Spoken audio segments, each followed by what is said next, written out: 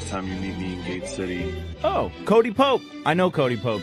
Our friend is Cody, and we not having a good day. Smack dab in the middle of all that. That was beautifully said, and I love that you said when you have a microphone in your hand.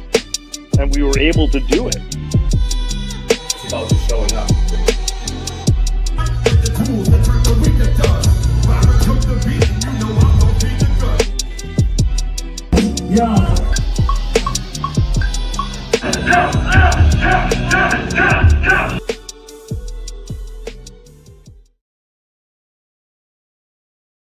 What up, world? Welcome back to another episode of Cody Central. Thank you to everybody that's already tuned in. What a crowd. Shout out to Jennifer, first one in the comments. Hope you're doing well. Shout out to everybody that's here. I'm excited for this one tonight. This is going to be a blast. As always, drop a comment. Let us know what city and state you're watching from. And if you're not already there, please head over to YouTube, Hellhound Publishing on YouTube. Make sure you like and subscribe to the channel. We're trying to grow the YouTube channel. Shout out to Sean in the chat, Sean Malloy. What up, Sean? So we got an awesome episode in store tonight. As you guys saw in the thumbnail, most likely, I got my man, James Sylvia. We've been friends for a long time, and we've both been intermingling and playing throughout the New England heavy music scene. So he's got some cool stuff coming up that I'm excited to talk about. Shout out to Sean and Jennifer rocking from New Hampshire. We love to see it. Granite State, much love. So as you guys know, we always will plug things on the show. Sometimes people will sponsor episodes. We'll promote people's shows or events or whatnot. And a couple of you guys have wanted to know how you can get involved in that. So I wanted to take a moment real quick early on to show you guys how you can either donate to the show, how you can sponsor an episode, how you can get your program, your podcast, your show, your band, whatever promoted on the show. Take a look at this real quick. Okay, so the first thing you're going to do is go to hellhoundpublishing.com. Go to the menu, go find Cody Central, our show. Then you're going to scroll down and you're going to see a bunch of different donation options. Each one will have some really cool stuff that you get. Go to checkout, tell me what you want me to promote, cash out, simple as that.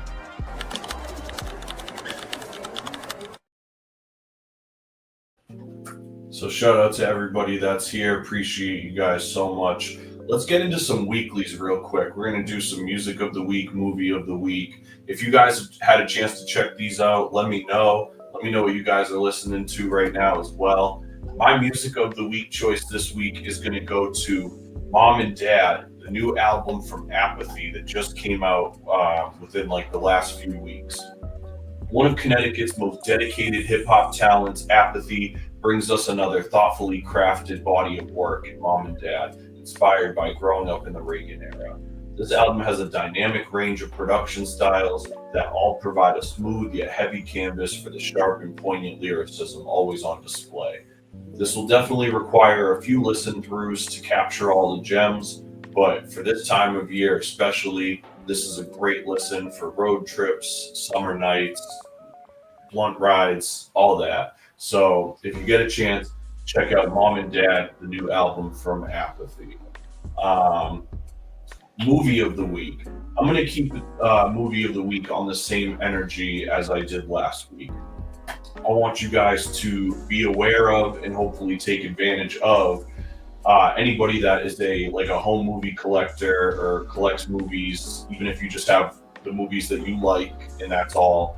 Criterion Collection is one of the most notable and important movie archive, like Blu-ray and DVD distribution companies.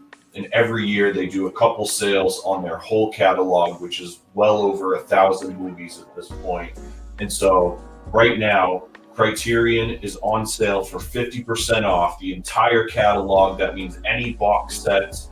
If you want to get the Godzilla box set that has all the old Japanese Godzilla movies in it, if you want to get some crazy film noir movies, if you want to get the Wes Anderson box set, whatever, they have every kind of movie you could imagine in the Criterion. And it's one of the most important things that has kind of set the tone for physical media at large. And so go to any Barnes and Noble and you can get the entire Criterion catalog for 50% off.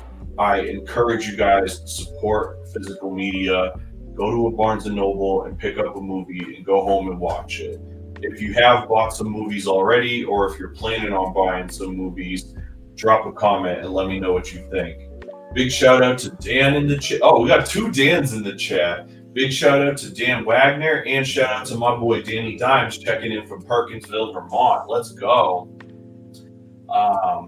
So if you guys are into movies and you want to like talk, so I've tried to do like a movie podcast a few times and it doesn't always pan out the way that I want. So the episodes come out sparsely, but anytime that I do anything with movies, whether it's a review, adding something to a watch list, making a list of influences, anything like that, I'm always doing it on Letterboxd. And if you're not familiar yet, I encourage you to check me out on Letterboxd. And here's a little bit about that real quick.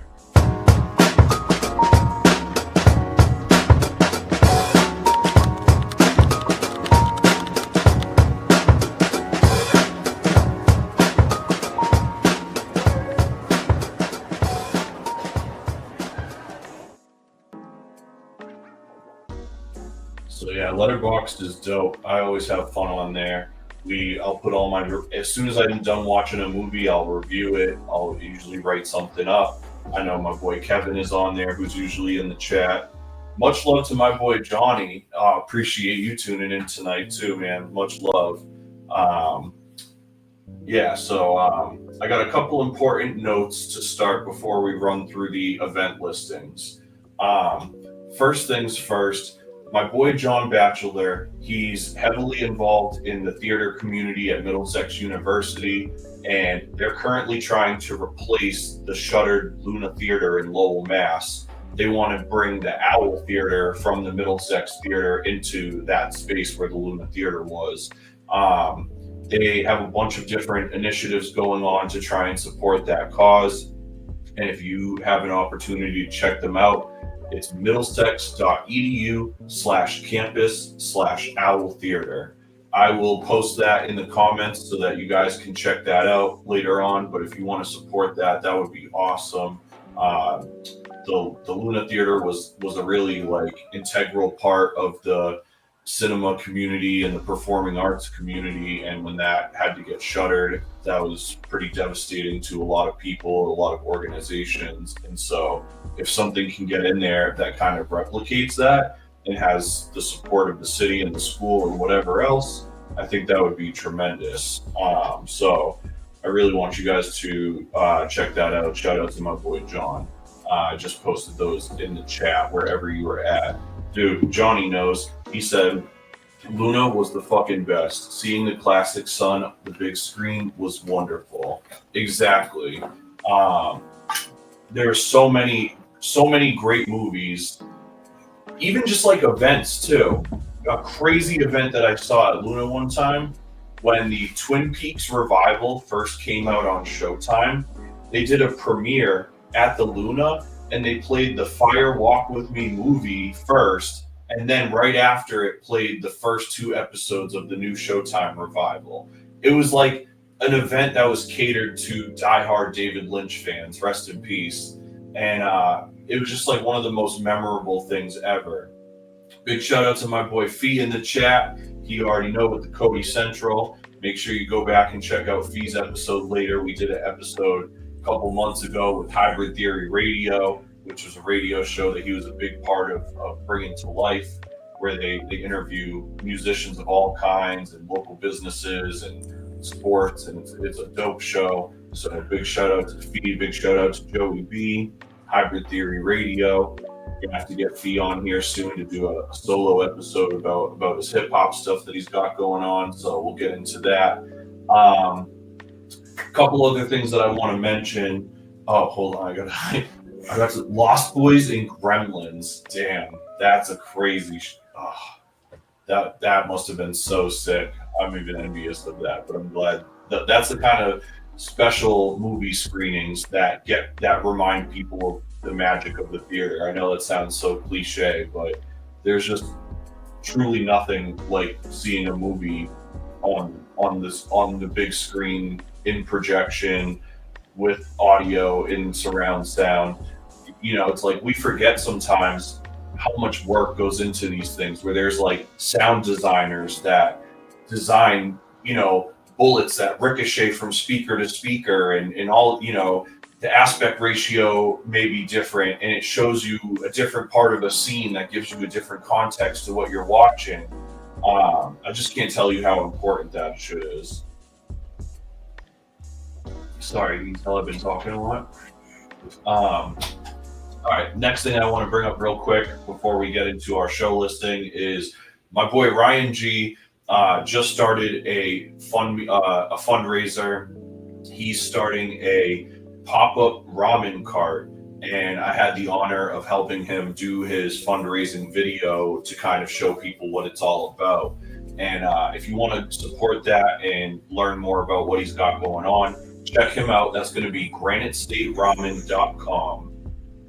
Lastly, before we get into our show listings, I'm hoping that you guys will lock this in your phone, set an alarm, set a reminder, go on the YouTube channel after this and click remind me. Tomorrow night at 8 o'clock, I'm premiering a brand new music video from Cody Pope and Byron G, our song No Sugar Added. My boy Danny Dimes helped me record a video over the weekend. I actually took all that footage and edited it and put it together. This is like one of my first handful of music videos that I've had the honor of editing, and obviously it's my own, but I really would love for you guys to support that. If this thing goes like I'm hoping so, we're going to try and start knocking out more videos as frequently as possible. We want to cover the Giant Steps in Gate City album that you can listen to everywhere. I can't thank you guys enough for supporting that, hopefully. So like I said, No Sugar Added music video tomorrow night, 8 p.m. Eastern time, right here on the Hellhound Publishing YouTube channel. One of my first music video edits, first of a handful. So shout out. All right, one thing. So this poses a good question. Jennifer said, could you do a free rap concert at Greeley Park this summer? This summer, no. The reason that we can't is because you have to book Greeley Park through the Parks and Recreation, and they require you to go through a bit of like a permitting process that takes like multiple months. So we couldn't do it this year, but next year we might be able to, and I would love to do something like that. So that is definitely up in the cards for sure. I will say, if any of you guys know, back in May, I debuted my new live band. We're called Cody Pope and the Keyholders. We played our first show with We May Be Cousins at the Shaskeen, and we have multiple dates scheduled for September right now that we're going to be announcing very soon. And we're definitely going to be close to Nashua. We're definitely going to be in Nashua. So we'll announce those dates soon, but be on the lookout for that. She said, what about Nashua Center for the Arts? Definitely can't do one there yet. But if enough of you guys go and listen to Cody Pope music wherever you listen to music and click the subscribe button here on the channel, if I can grow my following enough, I would be thrilled to do a show at the Nashua Center for the Arts one day. But that room is a 750 cap room, and unfortunately I do not have that kind of draw yet. But never say never. Certainly one of my goals. Hey, shout out to Fingers in the chat. Fingers said, Little James! Man, bro, there's some stories we can't get into just yet. Oh boy. All right. I'm going to run through these event listings real quick. And as always, if you want to have your event plugged in this, just shoot me an email at codycentralshow@gmail.com. With that said, let's go. Every Sunday is Rap Night Manchester at the Shaskeen in Manchester, New Hampshire. There's open ciphers and artist showcases. It's $5 entry, 21 plus. They just celebrated their 12-year anniversary. That's right, 12 years every single Sunday at the Shaskeen, hosted by DJ Myth, Sean Caliber, and I9. Support the homies. In addition to that, every Thursday, the Laugh Attic at the Strange Brew in Manchester, New Hampshire is a comedy open mic showcase hosted by former Cody Central guest Danny P. There's regional comedians, there's national touring acts, there's first time open micers. If you want to go and just watch a show that you're going to laugh your ass off at, I encourage you, go check out the Laugh Attic every Thursday. And we got a few shows to mention right now. Friday, July 11th, 90s emo legends Cap'n Jazz perform a rare performance at Royale in Boston, Mass. Also on Friday, July 11th, Wu-Tang Clan's final Boston show with Run the Jewels at the TD Garden in Boston, Mass. Saturday, July 12th, the return of one of New England's longest-standing technical metal groups, The Summoned, performing for the first time since 2023 in support of Cryptodira of Pendulum Records. That's going to be at Codo in Lowell, Massachusetts. Also, Saturday, July 12th, Voluntary Victim and Edict are going to be playing at Alchemy in Providence, Rhode Island. There's going to be heavy beatdown, deathcore style hardcore taking the stage that night. Sunday, July 13th, the otherworldly TDE MC Ab-Soul brings his rare stage show to Boston for a performance at Brighton Music Hall. Wednesday, July 23rd, Oakland hip-hop legends famous for tracks like 93 Till Infinity, Souls of Mischief make their way to Burlington, Vermont for a special night at Higher Ground. Thursday, July 24th, New Hampshire-based guitarist and multi-instrumentalist Gary Smith is going to be performing live at Trenta from 6 to 9 p.m. Saturday, July 26th, Street Power record release show featuring Colin of Arabia, the Mongoloids, and more at the Middle East Downstairs in Cambridge, Mass. This show sold out once. It was at Sonia. They moved it downstairs to open up more tickets. I don't even know if there's still tickets left, but if there is, lock in now. You're going to see hardcore bands, old and new alike, and everybody's going to be celebrating that new Me Time album from Street Power. Wednesday, July 30th, 2000's Brooklyn alternative indie rock giants TV on the Radio make their long-awaited return with a select run of dates that stops at Roadrunner in Boston, Massachusetts. Sunday, August 3rd, iconic hip-hop group De La Soul takes the stage at one of music's most notable gatherings, the Newport Jazz Fest in Newport, Rhode Island. Saturday, August 9th, legendary stand-up comedian Louis C.K. makes his way to Foxwoods in Connecticut for a special night of pure rock comedy. Saturday, August 9th, That Motown Band performs hits from The Supremes, Marvin Gaye, The Temptations, Smokey Robinson, Four Tops, and more. That's at the Park Theater in Jaffrey, New Hampshire. Saturday, August 16th and Sunday, August 17th, legendary heavy Southern music icons Crowbar and I Hate God joined together for a tour fans have craved for years from the Titans of Low Tune. Saturday, August 16th sees this historic tour hit Portland, Maine. One show sold out and they added an additional show, and they'll be in Boston the next night on Sunday. Thursday, August 21st, 1980s Portsmouth, New Hampshire punk rock natives The Queers embark upon a stop in historic Lowell at Taffeta Music Hall. Friday, August 22nd, iconic Massachusetts rock metal hybrid Cave-In celebrates 25 years of their album Jupiter with a full album performance at the Sinclair in Cambridge, Massachusetts.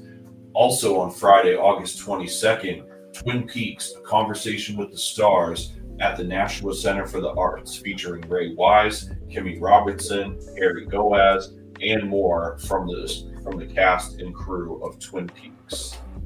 Friday, August 29th, American industrial legends Nine Inch Nails embark upon a huge tour that hits the TD Garden for the first time in a number of years. Saturday, August 30th is Hardcore Flea Volume 4 at Ralph's in Worcester, Massachusetts, free to attend, outdoor vendor marketplace, and live music. Thursday, September 11th, High Fidelity will be screening at the Music Hall in Portsmouth, New Hampshire, followed by an in-person Q&A with none other than John Cusack. Wednesday, September 17th, the notably reclusive yet stellar MC Billy Woods brings his show to the Brighton Music Hall in Allston, Massachusetts. Thursday, September 18th, late 80s New Jersey punk icons The Bouncing Souls are bringing their latest tour to Boston at Royale. Sunday, September 21st, Stop Making Sense, the Talking Heads' legendary iconic film, is getting a 4K re-release screening at the Cabot Theater in Beverly, Massachusetts, which will be followed by an in-person Q&A with none other than Talking Heads guitarist Jerry Harrison. Thursday, September 25th, absolute punk rock legend Iggy Pop takes the stage at Suffolk Downs and is joined by iconic 80s UK punk rock act the Sex Pistols, featuring a mostly original lineup plus Frank Carter on vocals. Saturday, September 27th is Punk in the Park, Palladium Outdoors in Worcester, Massachusetts, featuring Bad Religion, Pennywise, Comeback Kid, Face to Face, The Adolescents, and more. I'm not even going to talk about the Judge Integrity Earth Crisis show. It's sold out. If you didn't get tickets, you fucked up. Wednesday, October 15th, 90s emo and indie rock giants Modest Mouse take the stage at the MGM Music Hall at Fenway Park. Saturday, October 18th is officially Al Baril Day at Roadrunner in Boston, Massachusetts. Band announcements will be coming soon. This will be an event to honor the legacy of Boston hardcore pioneer Al Baril of SSD Control, who passed away recently due to colon cancer. All proceeds from the show will benefit the Dana-Farber Cancer Institute. Follow the band's Instagram at SSD Control Official for continuing updates. Rest in peace, Al Baril. Thursday, November 6th, late 70s punk icons GBH make their way to Brighton Music Hall for a memorable night of raw and aggressive in-your-face punk. Saturday, December 6th, to celebrate the 70th birthday of New York's hardcore legend Vinny Stigma, Agnostic Front have put together a night to remember at Irving Plaza in New York City, alongside Raw Brigade and Violent Way. And lastly, Saturday, December 13th, the crazy yearly festival that was formerly the Every Time I Die holiday show, now referred to as Blissmas 25, this year featuring Glassjaw, Saves the Day, Terror, Onyx, Haywire, and more. Tickets are on sale now at blissmas.co. And as always, if you want to have your show plugged, if it's something that I think I would be into, shoot me an email at codycentralshow@gmail.com. And we are always happy to support our people all around the globe. With that said, let's get into this episode tonight, guys. Tonight, I'm joined by a longtime friend of mine, a fellow New England metal musician, as well as attending and participating in the New England hardcore and metal scene over the last 20 plus years. You can catch him now as a guitarist for the rising hardcore and metal act Ratblood. Please welcome my friend, James Sylvia. Thank you, Cody. Absolutely, man. Thank you for being here. How you doing? Living. How you doing? I'm doing all right, man. You know, every Monday, same bat channel, same bat time. So it's cool to have somebody interesting to talk to. I'm not that interesting. I think these people would beg to differ. We got a nice little crowd going right here. Oh, yeah. I see a lot of Jim Jams and James and Little James and That all sorts of Dan shout outs Baker. up in here. So shout out to everybody that's tuned in. Shout out Dan Baker, Rose Lane. Yeah. Hell yeah. Hell yeah. So first things first, for anybody that's new to the program, now that the Q&A is open, you guys can ask questions. Q&A is live as long as we're live tonight. If at any point you have a question for our guest, drop it in the comments. We're going to pick our favorite ones, throw them up on screen, and make sure that they get answered for you. Man, shout out to the chat's going live, bro. I love it, man. Shout out. Yo, real quick though, like I mentioned before, I see a lot of Facebooks in here. I appreciate you guys being here. Do me a favor after the show, head over to YouTube, subscribe to our Hellhound Publishing YouTube channel. This is our home base. We are a record label.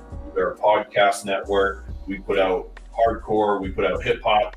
We do all sorts of shit. And so we could use your support over on YouTube. With that said, drop your questions in the chat and let's get this thing going. First thing that I really like to do when I'm doing these like interviews is I kind of like to get like the starting point, so to speak. And so being that music is very much like the backbone of what you got going on. What age were you when you first kind of like discovered your passion for playing music? I mean, I always liked playing. I had like a toy guitar that was a piece of shit, and then like I got another piece of shit bass, and I don't know. I guess I just started like playing music with other people when I was like probably like 12 or 13, and then like I played out a little bit. I had fun with it, but like didn't really do much for a while. And played in a new metal band. Didn't do much for a while. Played in a band with you for a little bit. Played in another metalcore band from New Hampshire called Timely Demise, and then didn't do anything for 11 years. And then this band Bleach Temple asked me to fill in with them for a Vanna cover set, and I was like, okay. So I did it, and they were stoked on it. They asked me to join, and I was just like, it was a lot of fun. I made a lot of connections since then, and had a good time. That's wild. So you had an 11-year stretch of just not playing in bands. Yeah, I didn't stop going to shows though. Yeah, and like I obviously had like tons of friends still in like the local scene and bands and stuff. Just I don't know. I feel like people are like always coming and going from the scene, and like at that point, like people knew I played guitar, but like nobody's seen me play a show. Like everyone's just like, all right, yeah, I don't know. I don't want him in my band, you know. I don't know if he's the right fit for our band, but yeah, we're here now. In that, I don't want to like dwell on that time too much because you're doing so much since then. Was it kind of intentional to be like, you know what, I did a bunch of these bands, none of them really went anywhere. Let me just like focus on other shit in life. Like, was it kind of a choice like that, or that time just kind of went? It was kind of a choice at first, but then like, I don't know, like I tried to get back like in for like a while. Like one of my friends' bands would lose a guitarist, and I'd be like, oh, I'm gonna learn the songs. I'm gonna. But then it just like never really did anything. And then finally Bleach Temple gave me the chance, and I'm grateful to be here now. So tell me a little bit about, so obviously in those earlier bands, you were presumably in like your 20s for a lot of those early bands, maybe like. Well, yeah, I was probably like very early 20s. Okay. So you take 11 years off, now you're in your early 30s, getting back into mid-30s, yeah. So you're in your mid-30s now, getting back into the band circuit. What was that transition like for you from like when you were younger, like doing band practices and like filling up the cars and going to shows and like living the life that you kind of like have to do and like making those sacrifices willingly, and now being situated in probably like job, living situation, you know, X, Y, and Z, and now you bring the band thing into it in your 30s as you've like set up a life for yourself. How was that like transition, kind of bringing the band shit into your world? Well, I mean, like when I played in bands before, we played like a lot of shows and stuff, but like not nearly as like often and as fast paced as I'm doing now. So like it's, I don't know, it's kind of a lot sometimes, but like it's, you gotta do what you gotta do, you know. Yeah, that dude. Johnny Davis said we played one show in the same band together. He's killing it in Ratblood right now. Ratblood is sick. Johnny Davis. Why does that name not sound familiar? Oh, sorry, Johnny Cured. Johnny Cured! Yo! What's good? Yeah, make sure you guys use your scene names when you're in my chat. chat. Come on now. Make sure you post your MySpace links in the chat. Dude, now, have you had a chance to hear anything from Johnny's band? Oh yeah. And on my head, like he can. Yeah, no. Make sure, dude, they're sick. They're really good. So we have a few episodes back with Johnny and Ryan from Price of Fear. There's a new heavy music band coming out of New Hampshire. You guys need to be on the lookout. They've already got some snippets and some stuff available for you to listen to. So go back and check that episode out after this. Price of Fear. So when you were doing music in your 20s, did you have any long-term goals of doing music, or was it mostly like an in-the-moment thing? You were just kind of like riding the waves that came your way? I was mostly doing that. I mean, like, I had like a couple like long-term goals that like probably weren't going to get seen anytime soon, but like I was riding the wave, hopefully gonna get there eventually. Just like I don't know, just like doing a tour and like playing out of state. These are just like little things I've always wanted to do, and finally getting them crossing them off the bucket list one at a time, you know. So now doing bands at your age now, do you have different goals or adjusted goals, or are you like still ticking off? I'm still kind of ticking off the original list, dude. Hell yeah, dude, that's awesome. But yeah, I mean, like, I feel like the list isn't like, it's not that crazy, but like, I was not able to check off some of those things at the time. Yeah. And now it's like, I don't know how, but it's a lot easier now for some reason. That's awesome. Yeah. So obviously we all were like show attendees before we were band members. Do you remember a specific show that you went to that kind of like pulled the trigger on like, oh man, I need to be in a band, I want to play guitar, like this is what I want to do? Like, was there like something that you went to that just kind of like cemented that for you? Not any like band in particular that I can think of. It was just like, I mean, I've been to like hundreds of shows and just seeing like what they do, you know? Yeah. So Johnny actually posed our first Q&A question. Oh boy. He said, question for James, who are some of your biggest influences? And if you could pick one venue to play, which one would you choose? Well, I don't know. The influences, I don't know, that's a broad question. I mean, as far as like, I don't know, I'd probably just have to go with the Acacia Strain. That's like my all-time probably favorite band since I was like yay high. Well, that's a very specific guitar playing style. So Yeah. if that's your influence, it's going to be like pretty clear in your playing. So Yeah, for sure. I think that's reasonable. Yeah. Venue, probably place I've been struggling is the Palladium, dude. That's one of these days it's gonna happen, but like it's just itching to get there, dude. Yeah, that's gonna be I finally played the Middle East within the last year, and that was a big bucket list cross off. Yeah, Middle East is so fun. Yeah, it is. And both rooms are fun. Well, I played upstairs, but like even that was like, it was sick. Yeah, I love that room. Have you done Sonia yet? No. Dude, I like that room too. It's like a way different setup than those because it's like street level. It has like a big stage in there. Yeah. But it's really cool. Like it's just very like open air.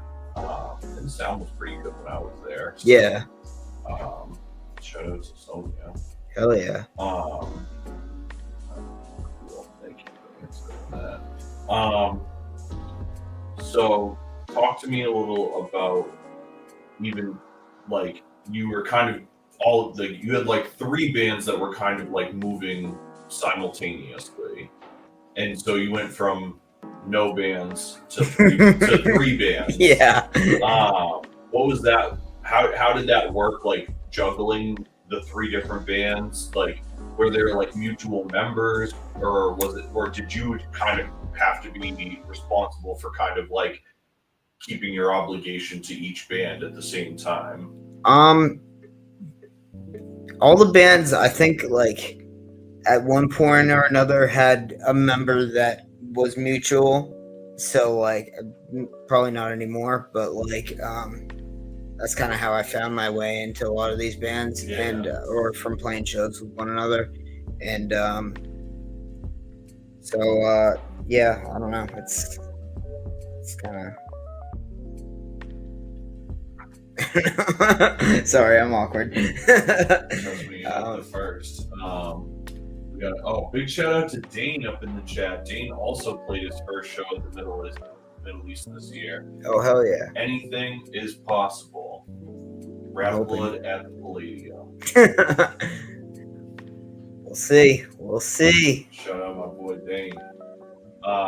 We got another question from the Q&A from my boy Ryan, who said, "What was the rowdiest show you performed at?"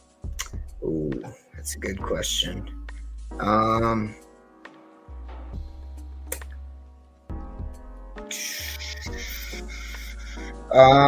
Maybe one of them was this dude in Litchfield, New Hampshire, had a basement venue in his house, and like he built a stage and lights and everything in there. It was pretty cool. And Bleach Temple played there one time, and we covered Godsmack, the song "Awake," and like the breakdown, we slowed it way down, and everybody just like lost their minds. It was so fun. Oh, that's so good. And another time, we were supposed to play in Derry, New Hampshire, this place called the Chicken Shit House. We were playing outside, and it ended up getting rained out, so we jammed everything into the tiny little living room of the house, and there was like, it's probably like 20 people packed into this, like, it was probably the same size as this room, and like the drums and cabs and everything here too, so like there's not much room to move around. People were jumping up and down, the floor was like shaking. So hot in that room. That was by far one of the funnest sets I've ever played, I think. I love that. That's awesome. Great question, Ryan. Dude, those are the best kind of rooms where you're just like surrounded. Yeah, it was like I was like sweating profusely, like I could not breathe, but like in the moment, but like looking back, dude, it was so much fun. That's awesome.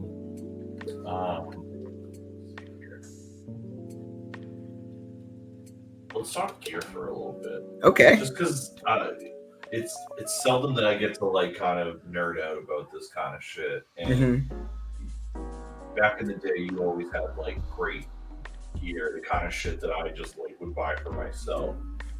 What are we playing? What's our setup right now? With Ratblood, our vocalist like kind of runs everything. He has a quad Cortex, and both guitarists and the bass go through that. So no need for my 5150, unfortunately, but it's still sick tone that comes out of it. It's just as good as like the real thing. I feel so dumb. What is a quad Cortex? So it's like a basically like a amp kind of thing, modeler, like with effects and everything, like all built in. So you just need like that and a power amp, and you can just plug right into the cab. So yeah, it's technology is like crazy nowadays, dude. It eliminates the need for like a 60-pound head and a massive pedal board. Like, yeah, is it weird that I'm like almost nostalgic for like carrying all that bullshit around? Dude, like, I'm sometimes I like think to myself, I'm like, I would carry an 8x10 up 3 flights of stairs today. Like, dude, I didn't want to do it back then. There's a lot of people like old heads that are like the same way, dude. Like, I don't know why, because it's so inconvenient. It's so inconvenient carrying the 5150. Like, never mind the cab. The 5150 is like the size of me, and I'm just like carrying it like this up like a narrow flight of stairs. But like, but yeah, if I'm not playing with Ratblood, I'm using that 5150 still. And as far as guitar, Yeah, Jansen, tell him about that new guitar, Jim. I the shitty Jackson, the red one that I've always had. So that thing just sucks. It sucks. So when I joined Bleach Temple, our other guitarist had a EC1000, like an extra one that he wasn't using. So Extra one.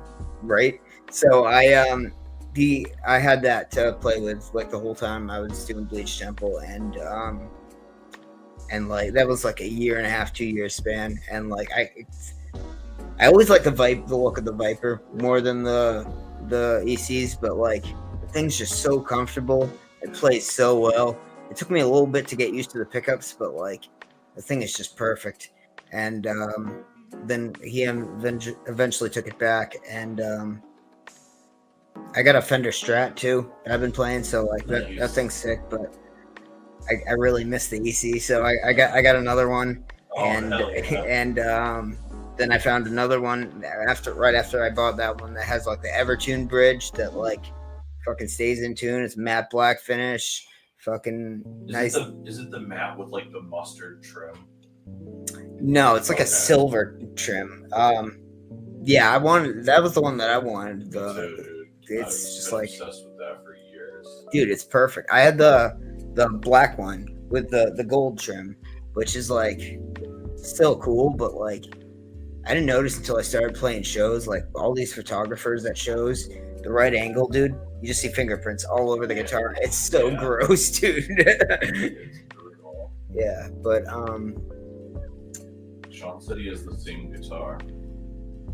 Yeah. He just bought another EC1000 with an Evertune in it. That's sick. Oh yeah. But yeah, that guitar's sick. I love the Strat too, though. But it's a Tom DeLonge Strat. Oh, that's rad. One pickup, one knob. That's all you need, you know. And I'm putting a Fishman in it. It's gonna look nice. Okay. I'm fucking stoked on that. Do you have anything that you're like writing with that yet, or? Not really. I don't really do like a whole lot of writing per se, like myself. Like I'll get some riff ideas here and there, but I don't know. I usually just like work my way into something that's like existing, or like someone already has like shelves of songs. I'll just kind of like tweak around, whatever.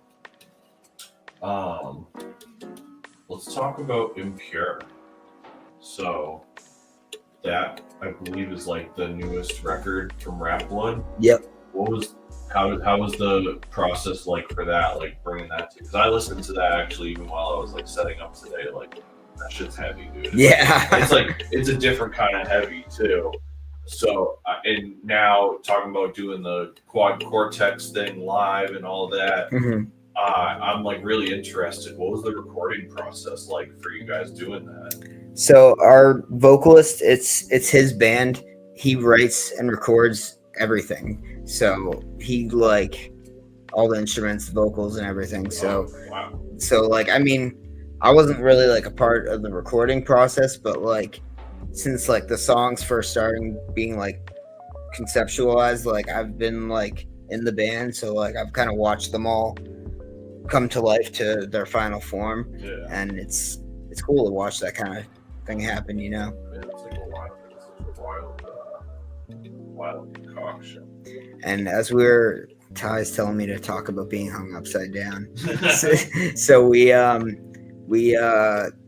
filmed 2 music videos for out of the 7 songs, and we wanted like lyric videos for the rest of them on YouTube, with just like the lyrics would be going, and like there'd just be some kind of visualization in the background. And so we filmed these things, just like short little videos that we could just like loop for the lyric videos. And for the song Born Hanged, they took a rope and hung me up by my feet, put like a bag over my head, and I'm just like hanging like this. Holy shit. Yeah, it was interesting. That's a wild sacrifice for art. You gotta do what you gotta do, man. Right. Yeah, I love it. Hell yeah. Do you have any either you personally or you as like one of your band entities, do you have any like major goals for like before the end of the year or for like going into next year? Anything that you're kind of like plotting and brainstorming on right now? Not really like too. Well, Ratblood's got our first tour coming up, which is exciting for me because like I did finally get to tour. I've gone on like a handful of them, but like they're always doing merch for another band. And then January, I finally filled in with Voluntary Victim, like playing on my first tour, and this is going to be my first tour with my band. So like I'm so excited about that, dude. Dates, Playboy. Well, we don't really have anything confirmed yet. Well, like we do, but like nothing like not enough that's like set in stone. But I can plug some dates for shows for sure for the next couple months. Dude. Let people know where to find you. Fuck yeah, dude. So I tried to get these all like ready ahead of time, but it didn't work. So you mentioned July 12th at Alchemy in Providence. I'm gonna with Edict and Tarsal, Egen, Rose Lane, and Voluntary Victim, who I'm filling in for. Then after that, we got July 18th at Canvas in Fitchburg with Ratblood, Providence, Bastard Curse, and Payphone Confession. The day after that, at Ralph's in Worcester, Ratblood is playing with Boar, The Graying, The Culling, and Shape Thrower. Shout out Shape Thrower, they're fucking sick. And then after that, we got my boy Sean's birthday party at the Shaskeen with TFR, Cannabis Crypt, The Graniteers, Lanterns, and Revelation, who is the band that I'm doing vocals for. Oh, hell yeah. Hell yeah. And then 2 days after that, Revelation is playing in Manchester again at Bad Burger with Set the Bar Low and Greylock. Have you been to Bad Burger yet? No, dude, it's funny. I was just gonna say, dude, that's like on my like list of places I want to play this year. So many people that I have on the show end up playing there. Yeah, it's like the up and coming venue, I feel like. And have you already done a show there? yeah, I've played there a few times. It's pretty cool. It's I mean, like, it's not the best, most ideal setup for like a live show because like there's like the stage and then the floor area, and there's a massive pillar like right in the middle of like where the pit should be. So like, so we're like circle pitting but not moshing. yeah, it's like it's too far back to circle pit around, so it's very in the worst like possible spot. But it's a cool venue. The owners are like stoked on everything that's happening there, so like I feel like that's rare, you know. Yeah, people like see so important. Like venue owners see like people punching each other and like I don't want this in my venue, you know. But they're all for it, so it's sick. All right, now, I just thought of a question. I know you're on a time constraint, so Not really. Okay. You don't have to name it if you don't want to, but can you think of the location of the worst venue that you performed at?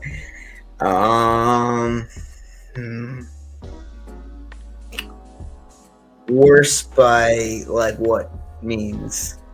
I guess that's interpretive. Either worst, I guess like crummiest venue that you've played. Like you just walked in and it felt like there were bugs on the wall. So in January, Bleach Temple played this tiny like venue in Brooklyn. I don't think this is going to be the worst one, but it was down there with not too good ones. This place in Brooklyn, and we go there and show up. It's this tiny room. There's no PA system, no sound guy, and like we're just trying to figure out what's going on. And luckily, it all got figured out. Some people ended up showing up, but it was very questionable when we first got there. I'm trying to think of some other sketchy places. There's definitely been a few of them. Right. But yeah, I don't know. My brain's just mush, you know. All right. Let me see. So, but yeah, I kind of asked you about your goals. So the last thing I usually like to close off with is I try to ask the guests if they can provide a piece of advice based on their own life experience. You take a moment because I know I just threw that on you. So. Yeah. But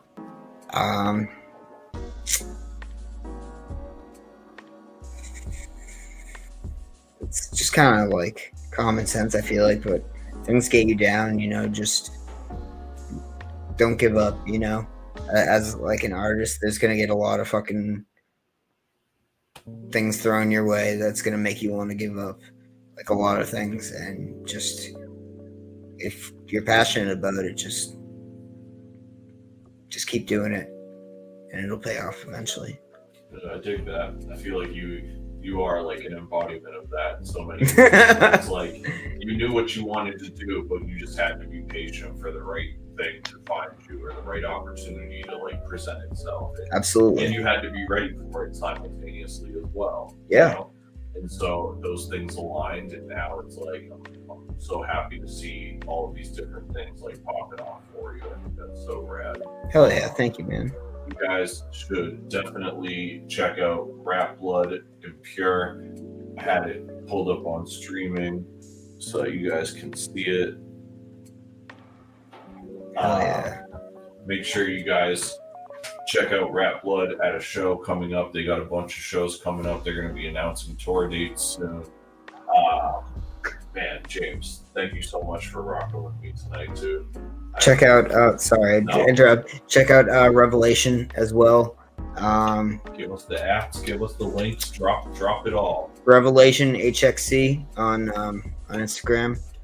You can find links for our shit on there. And New Reality is the other band I just joined. I can't remember what the ad is on that one. Yeah, they just made an Instagram like band alert.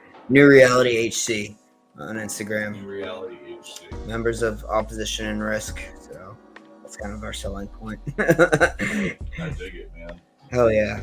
Make sure you go check out everything. Keep going, keep plugging. That's all I got right now. Okay. Well, I mean, I got a couple shout outs, 2 tree shout outs. All right. Shout out our homies in Burying Point, Shape Thrower, Rose Lane, Lanterns, my boy Tony Picosi with Queen City Fight Corps, great photographers in our area, Madison Coburn, Angry Ginger Photography, Christina Altamirano, who took the photo and the thumbnail of me doing vocals. Hell yeah. I think that's all I got. I love that, dude. TFR too, they're the homies. I don't know if you know them, but I know you know Bucky, right? Exactly, yeah. I was just gonna say shout out to Bucky. Shout out Bucky. You already know Bucky is absolutely like one of the best of all time, dude. Like so many times in my life I've been at like some hole in the wall or late Sunday night thing or whatever the case was, and I walked in the door and there he is. And it's just like like one of your shows, you mean? Yeah. Yeah, he's or just there stoked to see going you. to a show sometimes. Like sometimes I'll just like go to a random show and it's like, oh, I didn't know you were gonna be here. Like yeah, and he's just always so stoked to see you. He's such a good dude. Sean said shout out Rosebud Photography as well. Yes, that is another good photographer. What else did he say here? It's an Etnies shoe. Yeah. I don't know what that means, but I love it. I'm here for it. The New Reality Instagram or our profile picture is an Etnies shoe. I'm here for it. Oh yeah. I dig it. All right, and lastly, look on the banner. Follow James at jim.jambalaya and at ratbloodhc, as well as at Revelation HXC, as well as everything that we just mentioned. James, thank you so much, man. Appreciate you coming through tonight. Cody, thank you for having This me. was awesome. I feel like we could go down memory lane. And We could keep talking about me versus me for like a little bit. We could do a whole me versus me podcast. Yeah, talk about fugitives and refugees a little bit. Oh boy. You know, Throwbacks. A lot of people don't know you can find fugitives and refugees on your favorite streaming platform. Is it? Yep. No shit. I put out, because it was just like so many people wanted to hear it. It was only on Bandcamp, so I just ended up making some crappy artwork and put it on streaming. That was technically like the second thing I ever put out on Hellhound Publishing. Oh yeah, there you go. I just hated that it was like sitting in a vault for so long. Dude, I feel that. So me and my boy were like writing and recording these songs, and like because I tried so long to find a band and just couldn't, and so I was like gonna do vocals and like write my own riffs or whatever, and we got like 7 songs like completed, and like his computer crashed and like I lost everything, but and then like I was invited to Bleach Temple like right after that, but I really want to do something with these songs. I have like, it's just sitting on them. I was gonna just like release the shitty versions I have now maybe of some of them, but like I don't know. Tag team and do something cool with them. Yeah. Throw an event around them or something. Yeah, that could be cool. It's gonna be a lot of work to reprogram all the drums and shit, but it's what it is, I guess, you know? If music makes you feel something and it's worth it, all through, right? Fuck yeah. Man, thank you so much, dude. I really appreciate you making the effort to get out here to do this. I know we tried to do it before. Yeah, dude, I felt so bad. To make it happen, so I'm glad that we were able to get another one. Absolutely. On the docket, man. Thank you. I appreciate you. Make sure you guys follow James one more time. James via at jim.jambalaya, at ratbloodhc, the whole 9. You'll find everything over there. Much love. And thank you guys to everybody that tuned in tonight. Awesome audience engagement tonight. I appreciate you guys asking questions. I appreciate you guys keeping the chat going.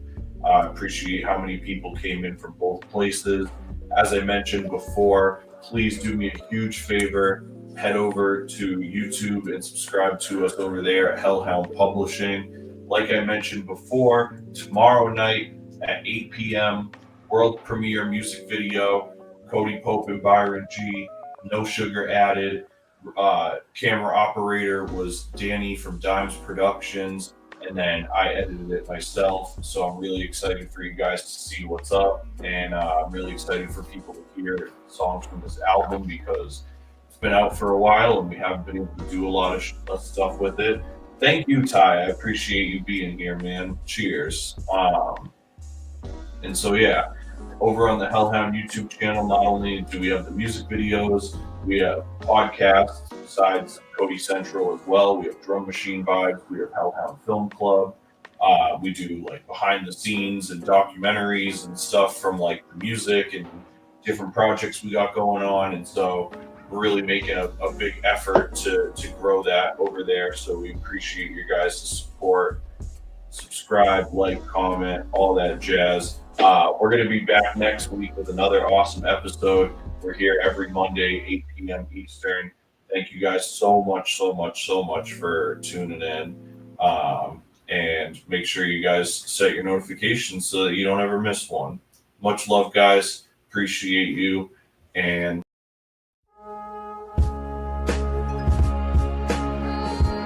Cody Central is written and produced by Cody Pope for Hellhound Publishing. If you'd like to sponsor the program and have your brand, podcast, or service featured, learn more about that today at www.hellhoundpublishing.com/Cody-Central. Additional ways to support the program include purchasing music, joining our Patreon for exclusive content, or simply donating at any of the links available in the QR codes above.